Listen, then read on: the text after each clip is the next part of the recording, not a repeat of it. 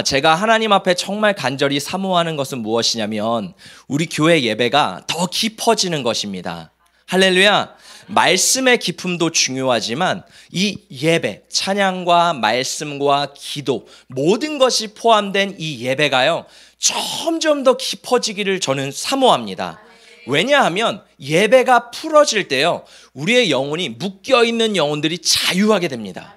해방이 일어납니다. 우리의 신앙 가운데 돌파가 언제 일어나냐면 예배 가운데 풀어지는 거예요.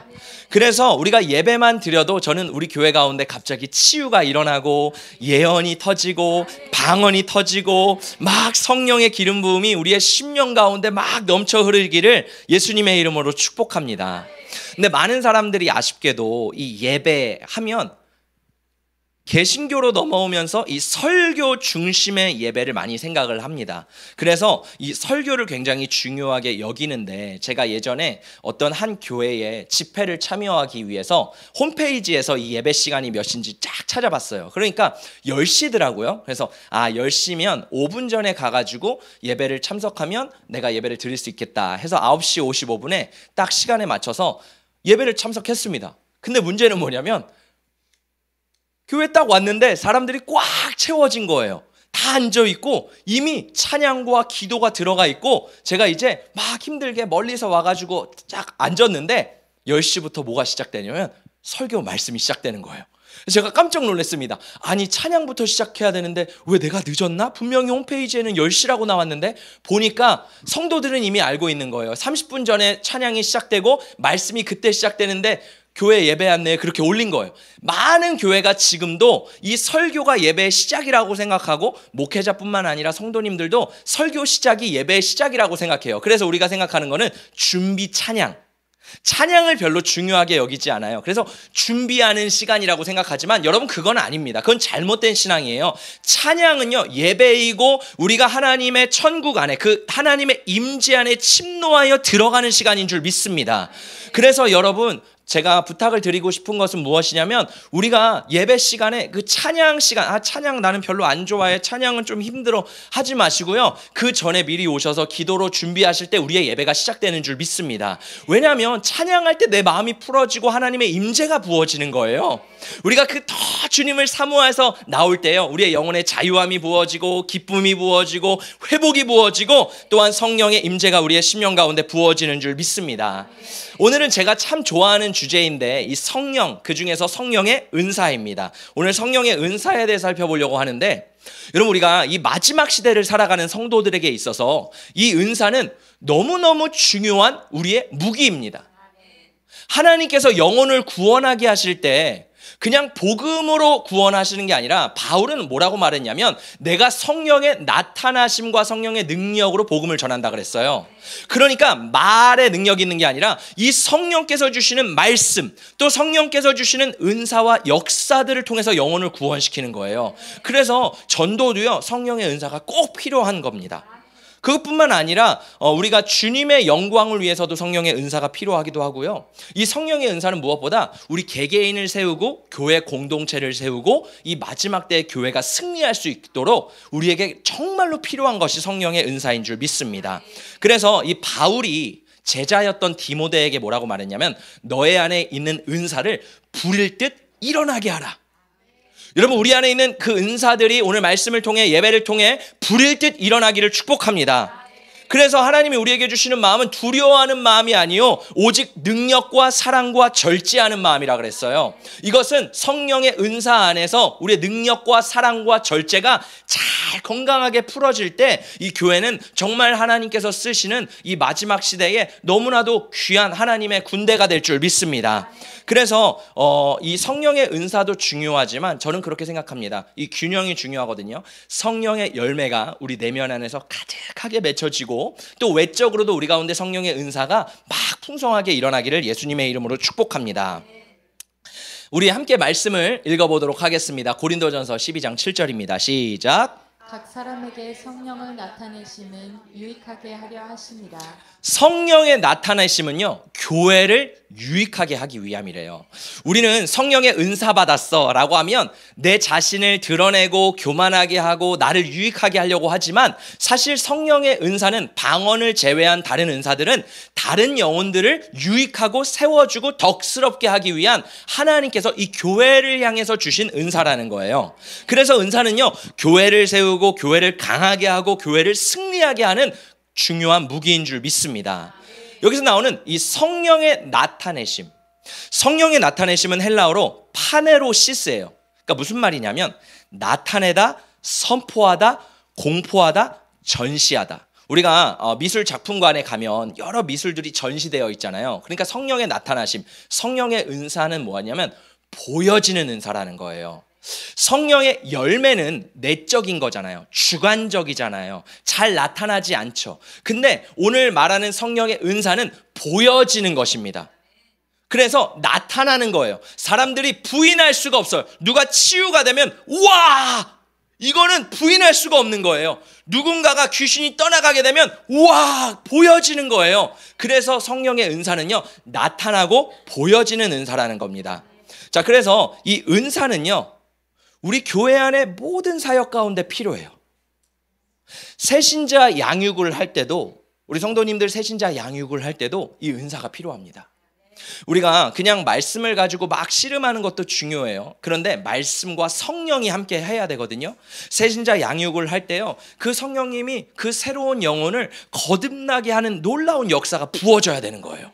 또 소그룹도 마찬가지입니다. 이 소그룹을 할 때 그냥 성경 말씀하고 세상 얘기하고 이런저런 얘기하는 게 아니라, 소그룹은요 어떤 시간인지 아세요? 내적인 게 치유되는 시간이에요. 내 안에 아픔들을 고백하고 나누고 우리가 함께 손을 얹어서 기도할 때 그 안에 있는 상처와 아픔들이 치유되는 시간이 소그룹 시간인 줄 믿습니다. 그래서 저는요, 우리 교회 소그룹을 할 때 앞으로 하게 되겠지만, 우리가 서로를 위해 손을 얹고 기도하고 서로를 위해 중보할 때 그 안에서 치유가 일어나기를 축복합니다. 또 방언을 못 받는 사람이 방언이 터지기를 축복합니다. 또 건강하게 하나님의 질서 안에 예언들이 풀어지기를 예수님의 이름으로 축복합니다. 그리고 다음 세대 사역을 할 때도 마찬가지예요. 우리 키즈나 우리 유스나 예배를 드릴 때요, 정말 중요한 것은 아이들이 예수님을 인격적으로 만나고 변화되고 그 안에 성숙이 일어나고 막 성령의 역사가 풀어지는 것을 저는 기대합니다. 여러분도 기대하시죠? 여러분 기대할 때 기대하는 만큼 그것보다 더 하나님께서 우리를 통해 일하실 줄 믿습니다. 그래서 이 우리 교회를 돌아가게 하는 원동력은 뭐냐면 기도라는 거예요. 이 우리 한국교회에게 하나님이 주신 DNA가 뭐냐면 기도거든요. 우리나라 교회처럼 이렇게 기도를 열심히 하는 교회가 없습니다. 제가 전 세계의 많은 교회들을 방문했지만 정말 하나님께서 우리나라에게 주신 유업은 기도예요. 부르짖는 기도. 할렐루야. 미국인들도 막 부르짖어서 기도는 하잖아요. 물론 소리를 내서 기도하지만 우리처럼 쫙 뭐 이렇게 기도하지는 않습니다. 막 애써서 쫙 이렇게 기도하지는 않아요. 근데 우리나라 사람들은 어때요? 쫙 뭐 이렇게 기도하잖아요. 그게 하나님이 우리에게 주신 능력이라는 거예요. 그 능력들이 풀어질 때요, 기도를 통해서 성령의 은사들이 풀어지는 줄 믿습니다. 자, 그런데 이 은사는요, 불 같아요. 불은 양날의 검이죠. 정말 위험하기도 하고 잘 쓰면 유용한 게 불이에요. 그래서 이 은사라는 것은 교회에서 사용법을 잘 모르고 성도님들이 이거를 어떻게 써야 되는지 다뤄야 되는지 잘 모르면 이것은 내 영혼에게도 악하게 되고 주변에 있는 사람들도 힘들게 만드는 게 은사입니다. 그래서 많은 교회들을 보면 사실 교회 안에서 이 은사를 질서 안에서, 사랑 안에서, 절제 안에서 잘 사용하지 못하면 이 교회가 또 분열되는 경우가 많이 있어요. 그래서 제가 보니까 많은 목사님들이 그러한 아픔과 그러한 힘듦 때문에 오히려 은사를 더 막아버리는 경향도 있다고 생각합니다. 그런데 중요한 것은요, 하나님께서 이 은사를 우리에게 주셨다는 거예요. 우리는 이것을 어떻게 지혜롭게 사용해야 되는지 알아야 되고, 또 겸손하게 온유하게 사랑으로 절제로 은사를 건강하게 쓸 때요, 우리의 영혼에 더 큰 유익이 될 줄 믿습니다. 그래서 여러분, 우리에게 은사가 부어질 때요, 이 은사는요, 특권이 아니에요. 계급이 아니에요. 어떤 은사가 더 높고 어떤 은사가 더 낮은 건 없습니다. 할렐루야. 모든 것은요, 하나님이 주시는 선물이에요. 은사는 무슨 뜻이냐면 선물이라는 뜻이거든요. 그러니까 주인이 원하는 대로 주시는 거고요, 다른 사람의 은사를 부러워할 필요도 없어요. 하나님이 나에게 꼭 맞는 은사를 주시는 거예요. 할렐루야.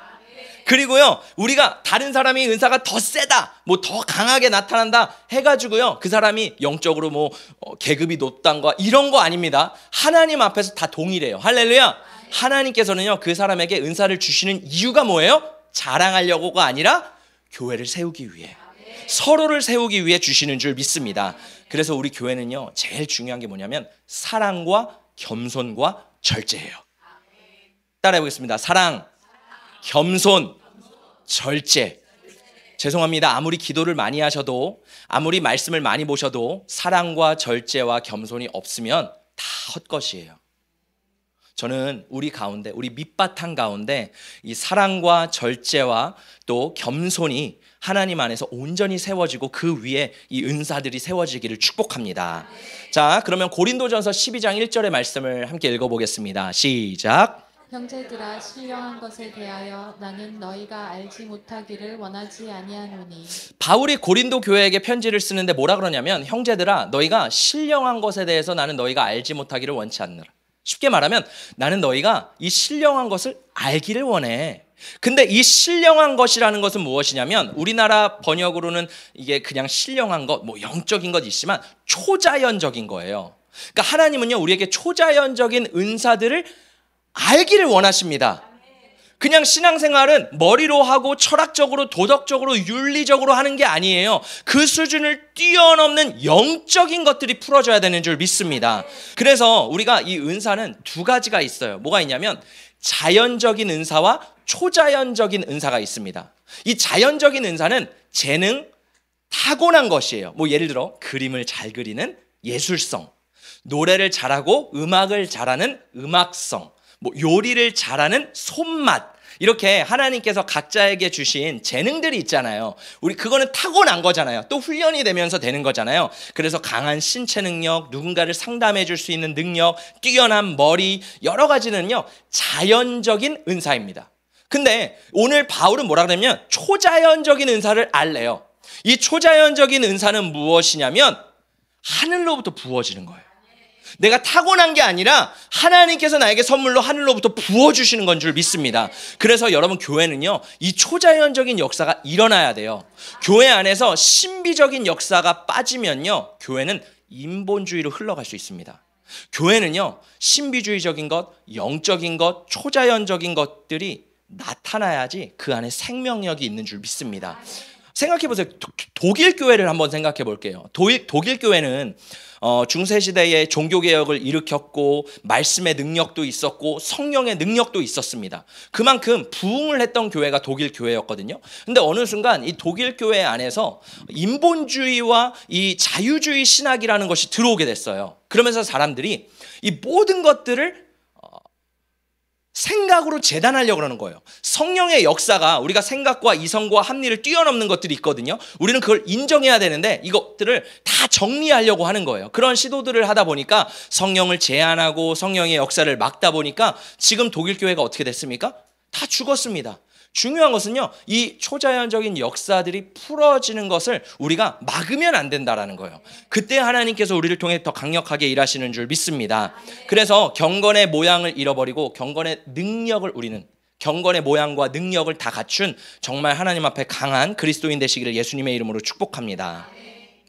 자, 그러면 성령의 은사들에 대해서 함께 살펴보려고 하는데, 우리 9가지 은사가 있거든요. 우리 함께 말씀을 한 번 더 읽어보겠습니다. 시작. 어떤 사람에게는 성령으로 말미암아 지혜의 말씀을, 어떤 사람에게는 같은 성령을 따라 지식의 말씀을, 다른 사람에게는 같은 성령으로 믿음을, 어떤 사람에게는 한 성령으로 병 고치는 은사를, 어떤 사람에게는 능력 행함을, 어떤 사람에게는 예언함을, 어떤 사람에게는 영들 분별함을, 다른 사람에게는 각종 방언 말함을, 어떤 사람에게는 방언들 통역함을 주시나니. 아멘. 자, 성령의 열매와 성령의 은사가 있다 그랬어요. 성경에서 성령의 열매가 몇 가지라고 우리 지난주에 배웠죠? 9가지입니다. 그럼 성령의 은사는 몇 가지일까요? 9가지예요. 이제 좀 머리에 정리가 되셨죠? 성령의 열매도 9가지, 은사도 9가지인데 물론 성경에 보면 더 많은 은사들이 있습니다. 그러나 오늘 고린도전서에서는 이 9가지를 정리하고 있어요. 근데 저는 이 9가지 은사를 3개의 그룹으로 좀 나눠서 설명을 해드리고 싶습니다. 자, 3개의 그룹이 있는데 어떻게 되어 있냐면 계시적인 은사, 발성적인 은사, 권능의 은사가 있다라는 거예요. 이 9가지를 카테고리로 나누면 계시적인 은사는 하나님께서 하나님을 보여주시는, 계시는 창문을 열어 보인다는 거거든요. 계시하고 알려주는 은사가 있고, 발성은요 입을 통해서 방언, 통변, 예언처럼 입을 통해서 나타나는 은사가 있고, 권능의 은사는 치유, 능력 행함, 믿음의 은사처럼 뭔가 권능이 일어나는 은사로 이렇게 구분을 할 수 있다는 거예요. 오늘은 이 첫 번째 부분인 계시의 은사에 대해서 우리가 함께 살펴보기를 원합니다. 이 계시에는요 지혜의 말씀, 지식의 말씀, 영분별이 있어요. 자, 뭐가 있다고요? 지혜의 말씀, 지식의 말씀, 영분별. 저는 여러분이 이 은사를 다 받기를 축복합니다. 자, 첫 번째 지혜의 말씀의 은사는 뭐냐면 영어로 wisdom이에요. wisdom. 자, 지혜의 말씀을 가진 성령의 대표적인 인물들은 요셉, 솔로몬, 다니엘. 공통점이 뭐냐면 시대를 꿰뚫어보고 상황을 돌파할 수 있는 지혜를 가진 사람들입니다. 자, 보세요. 지혜는요 단순히 머리가 좋다고, 머리가 잘 굴러간다고 지혜의 은사를 받은 게 아니에요. 지혜의 은사는 뭐냐면요 하늘로부터 부어지는 초자연적인 은사라는 거예요. 자, 예를 들어서 요셉의 이야기를 볼게요. 요셉이 바로의 꿈을 꿨을 때 그 바로의 꿈을 해몽해 줍니다. 이거는 지혜의 은사가 아니에요. 이건 하나님이 알려주시는 능력이거든요. 꿈 해석하는 능력이에요. 이건 또 다른 은사예요. 자, 그런데 거기서 끝나는 게 아니라 꿈을 해몽해주고 꿈을 봤다면 끝나는 거예요. 근데 요셉은요 거기서 한술 더 뜹니다. 어떻게 합니까? 어떻게 7년간의 대풍년과 7년간의 대흉년을 대비하고 준비해야 될지를 알려줘요. 그게 뭐냐면 지혜라는 거예요. 문제가 있다라는 건 알아요. 지혜의 은사는 문제를 풀어갈 수 있는 능력이라는 거예요. 그러면서 하나님께서 이 풍년의 때에 창고를 짓고 관리자를 세우고 곡식의 소출의 5분의 1을 저축하다 보면 나머지 흉년이 들었을 때 우리는 정말로 이 시간들을 잘 버텨낼 수 있습니다 라고 하면서 그 시대를 꿰뚫고 상황을 꿰뚫고 풀이하는 능력이 뭐라는 거예요? 지혜라는 거예요. 저는 여러분의 삶 가운데, 여러분 비즈니스를 하다 보면, 사람과의 관계를 하다 보면 여러 가지 상황 가운데 우리의 지혜가 필요해요. 문제를 풀어갈 수 있는 능력. 그러면 어떤 사람들이 보면 왜 이렇게 지혜로워? 왜 이렇게 똑똑해? 어떻게 알았어? 이 지혜 능력은요 그냥 알게 되는 거예요. 하나님이 그냥 부어주시는 거예요. 저도 목회를 하다 보면 이 지혜 은사를 하나님께서 부어주시는 것 같아요. 저는 사실 여러분 이 교회를, 여러분을 어떻게 인도해야 될지 저는 몰라요. 그런데 하나님 앞에 기도하고 하나님 앞에 나아가고 문제가 생기면 그냥 하나님이 주시는 지혜들이 탁탁탁탁 있습니다. 그걸로 탁탁탁탁 하다 보면 하나님이 이렇게 인도하시는 거예요. 그래서 중요한 거는요 우리 가운데 이 문제를 풀어갈 수 있는 지혜가 부어지시기를 예수님의 이름으로 축복합니다. 그리고 또 지혜의 말씀의 은사는요 또 뭐냐면 말씀이 깨달아지고 말씀이 연결되고 상황에 해야 할 말이 떠오르는 거예요. 예를 들어 바리새인들이 예수님을 공경에 처하게 하려고 예수님 이 세금을 어떻게 해야 됩니까? 라고 말합니다. 그때 예수님이 곤란한 상황이죠. 왜냐하면 바리새인들이 예수님을 책잡아서 감옥에 데려가려고 이미 짜놓은 덫인 거예요. 그때 예수님 뭐라고 말씀하시냐면 가이사의 것은 가이사에게, 하나님의 것은 하나님께 바치라. 이때요 이 문제를 풀어갈 수 있고 말씀의 능력으로 이걸 풀어갈 수 있는 게 지혜의 능력이라는 거예요. 그리고 이 베드로와 요한이 사도행전에서 막 복음을 전하다가 이제 감옥에 산헤드린 공회에 잡히게 됩니다. 그때 신기한 게 뭐냐면 베드로가요 하나님의 구약의 말씀을 막 요엘서를 선포하면서 이 제사장들 앞에서 담대하게 말씀을 선포하거든요. 이것도 지혜라는 거예요. 왜냐하면 제사장들이 놀래거든요. 어떻게 이 시골 출신 어부가 이 말씀을 알지? 왜냐면 우리는 성경이 있기 때문에 당연히 알지라고 생각하지만 그 당시에 일반 사람들은요 성경을 읽을 수가 없었어요. 성경을 알 수가 없었어요. 근데 베드로는요 그 성령이 주시는 지혜의 은사로 말미암아 그때 하나님의 말씀들을 선포했다라는 거예요. 저는 우리 가운데 이 하나님의 말씀을 읽을 때 연결되고 깨달아지고 꿰뚫어지는 이 지혜가 부어지시기를 예수님의 이름으로 축복합니다. 자, 지식의 은사는 달라요. 두 번째 지식의 은사는 뭐냐면 영어로 knowledge라는 거예요. 우리 함께 말씀을 읽어보도록 하겠습니다. 우리 집사님이 좀 긴데요. 우리 스토리인데 함께 읽어보겠습니다. 시작. 그때 마침 아람 왕은 이스라엘과 전쟁 중이었습니다. 아람 왕은 자기 신하들과 의논한 후에 말했습니다. 내가 이러이러한 곳에 내 진영을 세울 것이다. 하나님의 사람이 이스라엘 왕에게 사람을 보내 말을 전했습니다. 그곳을 지나지 않도록 명심하십시오. 아람 사람들이 그곳으로 내려올 것이니 말입니다. 그리하여 이스라엘 왕은 하나님의 사람이 말해준 장소로 사람을 보내 철저히 경계하게 했습니다. 엘리사가 알려준 대로 왕이 그곳을 경계한 것이 한두 번이 아니었습니다. 이 일 때문에 아람 왕은 몹시 불안했습니다. 아람 왕은 자기 신하들을 불러 따져 물었습니다. 우리 가운데 누가 이스라엘 왕과 내통하고 있는지 내게 말하라. 왕의 신하 가운데 한 사람이 말했습니다. 내 주 왕이여, 저희들이 한 일이 아닙니다. 이스라엘에는 엘리사라는 예언자가 있어 왕께서 침실에서 하시는 말씀조차도 이스라엘 왕에게 전하는 줄로 압니다. 아멘. 자, 지식의 은사는 뭐냐면요, 아는 거예요. 그냥 아는 거예요. 자, 예를 들어서 오늘 말씀에 이 아람 군대와 이스라엘이 전쟁 중에 있었습니다. 근데 이 아람 왕이 자신의 신하들과 채찍근과 그 처소 안에서 전략 회의를 한 거예요. 근데 문제는 이스라엘이 이 전략을 정확히 꿰뚫고 알았습니다. 그래서 이 아람 군대의 침략을 막았어요. 그래서 이 아람 군대가 큰일 난 거예요. 어떻게 우리의 전략을 알았지? 우리 안에 내통자가 있나? 우리 안에 이 전략을 말해준 사람이 있나? 그때 어떤 신하가 말해요. 왕이시여, 이스라엘에는 엘리사라는 선지자가 있는데 엘리사 선지자는 왕의 침실에서 하는 이야기까지도 다 알고 있는 자입니다. 라고 말을 하는 거예요. 그러니까 엘리사에게는 지식의 은사가 있었어요. 지식의 은사는 뭐냐면요, 아는 거예요. 그냥 아는 거예요. 예를 들어서 우리나라에서 뭐라 그러죠? 그거를 투시의 은사라 그러잖아요. 그래서 예전에 목사님들 막 무서워서 목사님이 내 안에 있는 걸 알면 어떡하지? 이게 뭐냐면 지식의 은사인 거예요. 그 영혼의 이름을 알고 그 영혼의 상황을 알고 문제를 아는 것. 누가 가르쳐 주지가 않아서 성령님이 그것을 초자연적으로 알려주셔서 꿰뚫어보고 아는 것이 지식의 은사라는 거예요.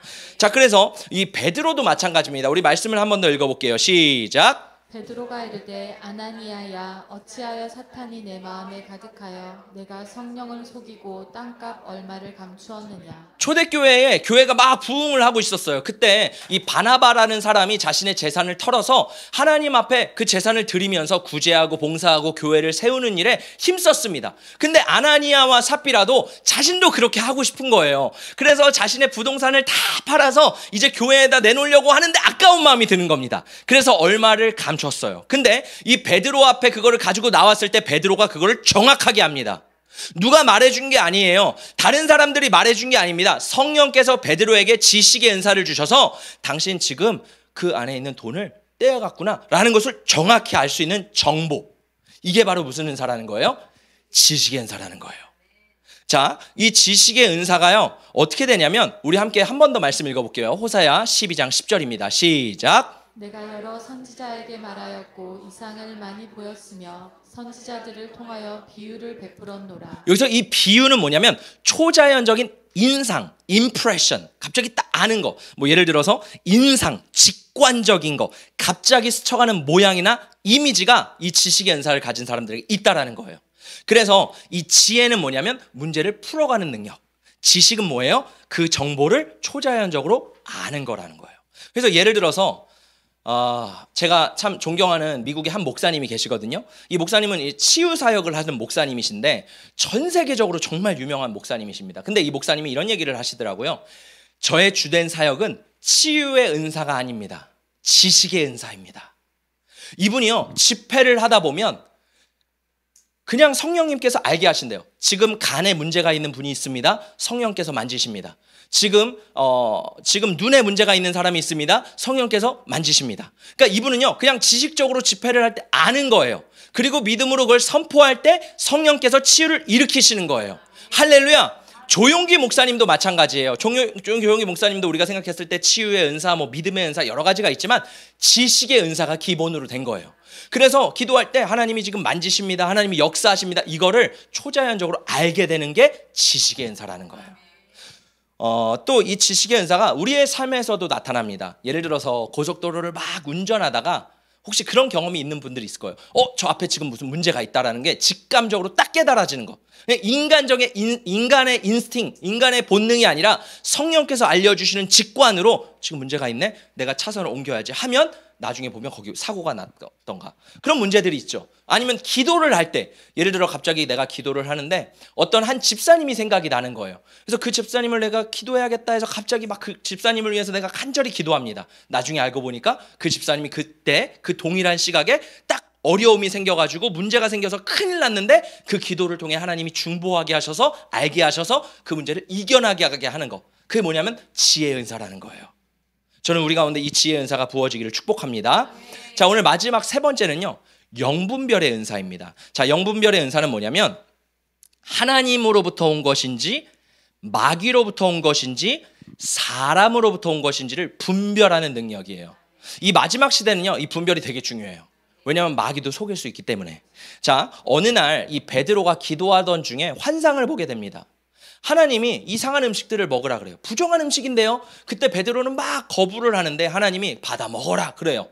그때 딱 환상에서 깨면서 누가 딱 도착을 해요. 고넬료의 신하들이 도착을 합니다.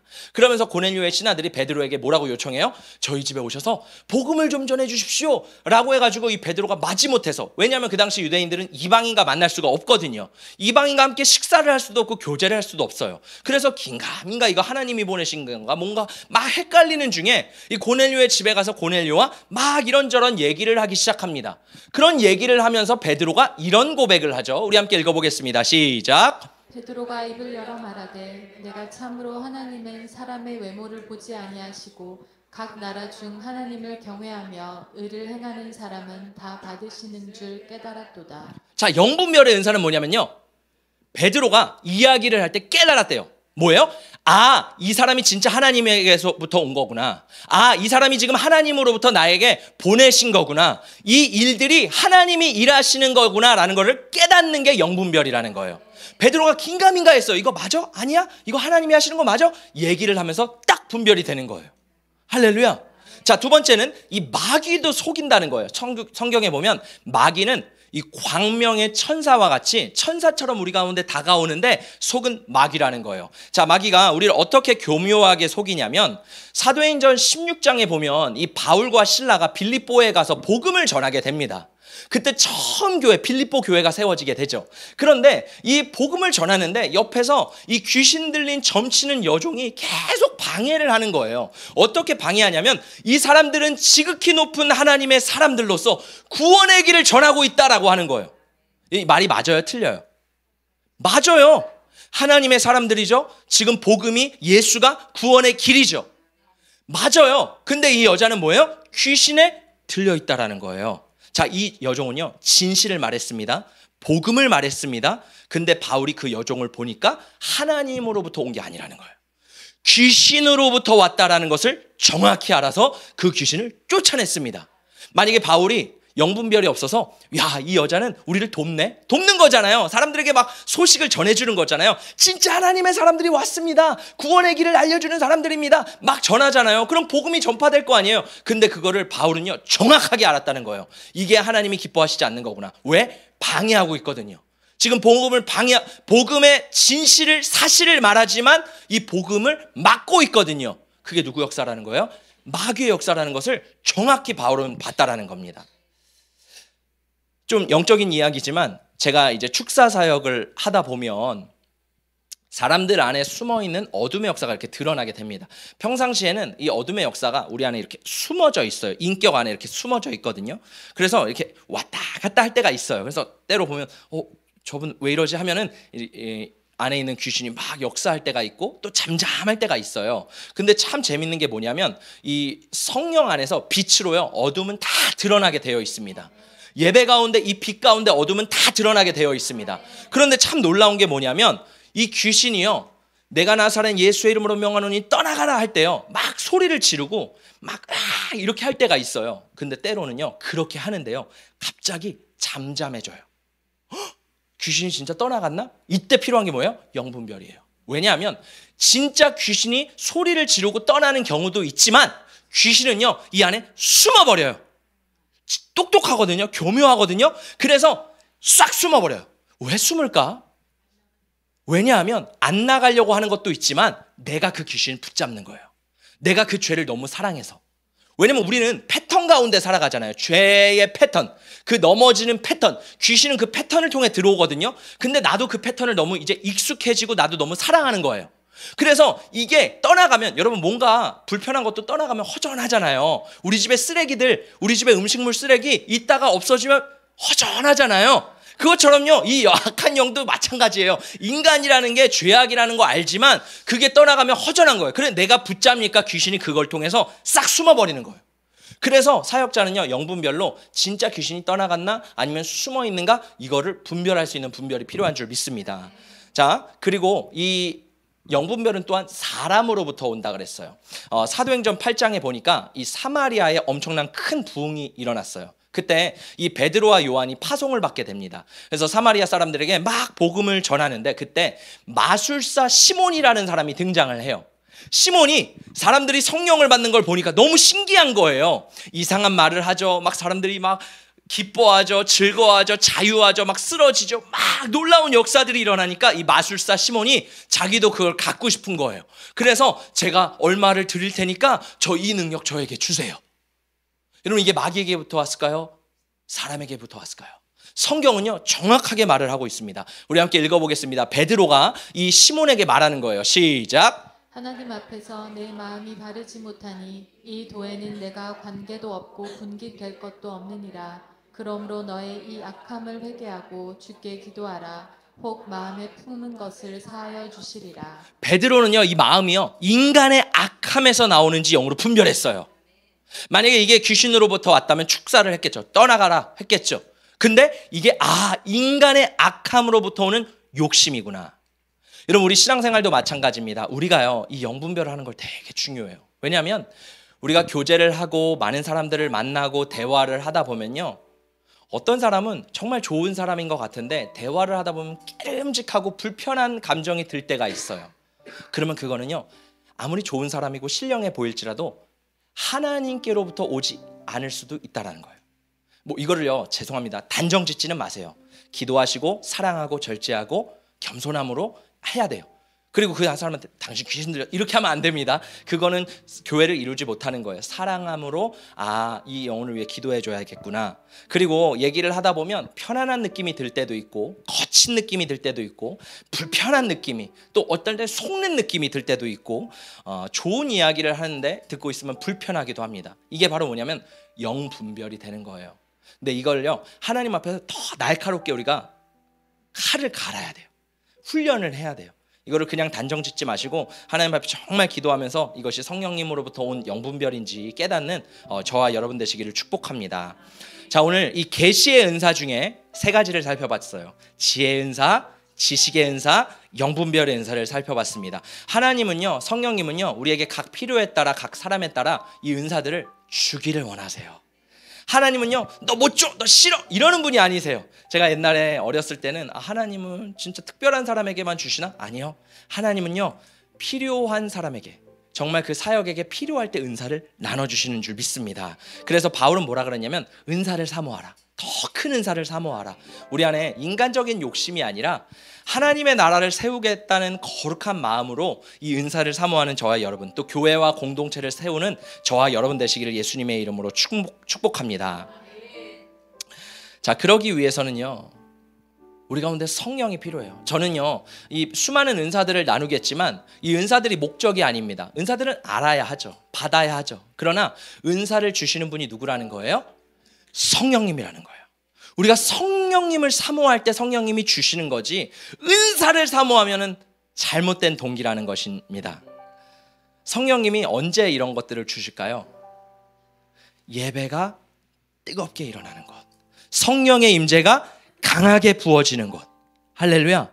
그래서 제가 이 성령 사역을 하시는 이제 세계적인 목사님들을 어렸을 때부터 많이 봐왔는데 이분들이 하시는 것들이 있더라고요. 은사는 능력이잖아요. 내가 가지고 있는 능력이잖아요. 물론 하나님이 나에게 잠시 맡겨준 겁니다. 영원한 게 아니에요. 근데요 이분들조차도 신령하고 거룩하고 정말 하나님의 능력을 가지신 분들조차도요 이분들이 집회할 때는요 예배가 진짜 뜨겁습니다.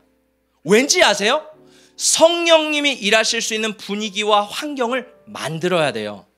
그래서 끊임없이 찬양합시다. 예배합시다. 소리내서 기도합시다. 영으로 기도합시다. 이렇게 사람들에게요, 성령님이 그냥 사람들에게 감정을 충동시키는 게 아니라, 감정을 막 일으켜서 감정을 자극하는 게 아니라 영적인 것을 일으키기 위해서 이 예배를 뜨겁게 계속해서 달굽니다.